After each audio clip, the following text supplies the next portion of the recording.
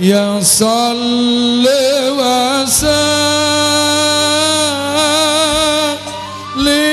daiman abada ala habibika khairil khalqi kullihim huwal habibul ladzi turja syafa'atuh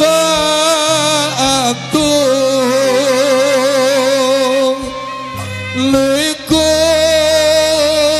hawli minnal aqwali muhtahibin. Ya Rabb, Ya Rabb, bil Mustafa balligh maqasidana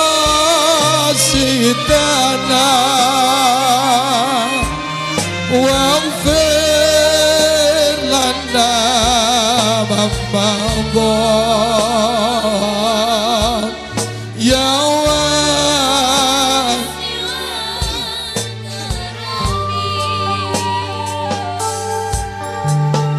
Gusti Pangeran kula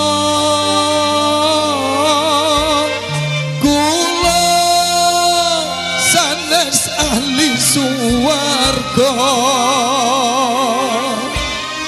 nanging kula boten tiyang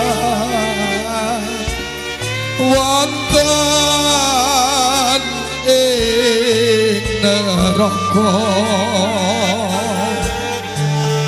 Gusti Pangeran kula dosa kula kados untuk ing segara kula nyuwun pangapura. Maula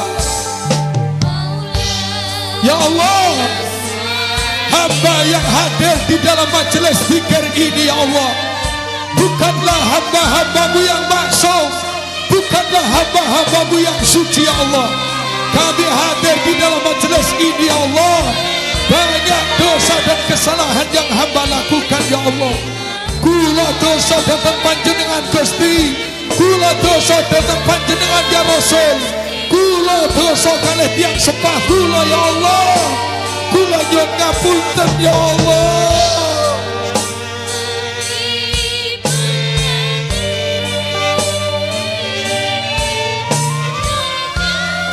Ya Allah, jenengan paringi pangapunten Gusti, jenengan paringi pangapunten ya Allah, jenengan paringi pangapunten ya Allah.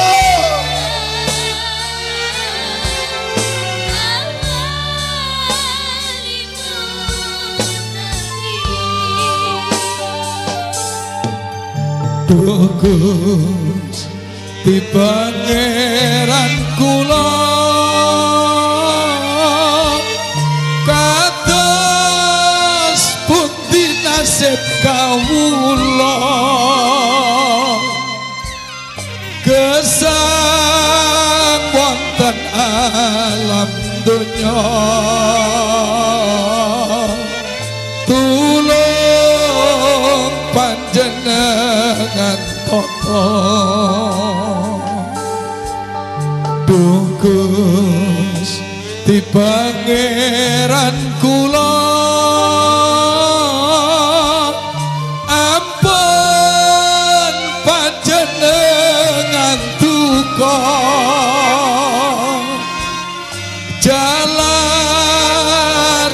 dosa kawula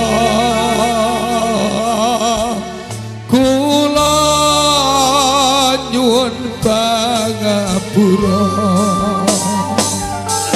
Ya Rob, ya Rob,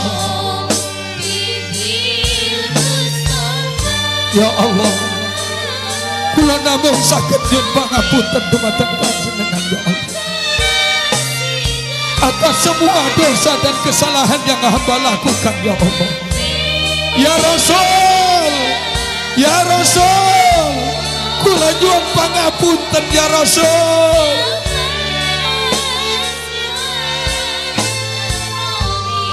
Allahumma shalli ala Muhammad.